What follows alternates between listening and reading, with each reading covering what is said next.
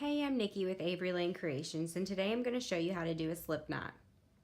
You're going to start by taking the tail of your yarn and bringing it over your index finger. You're going to wrap it around once.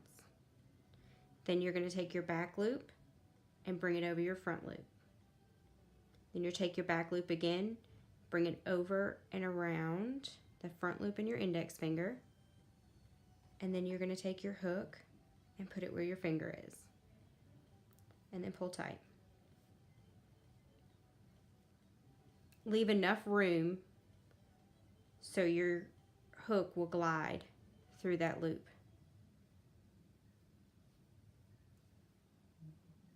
There you go.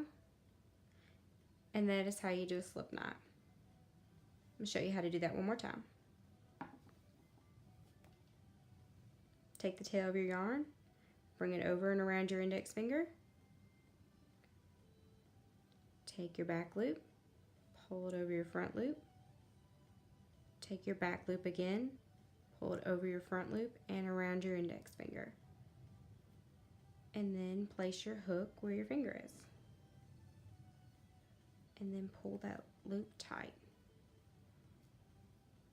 And there's your slip knot.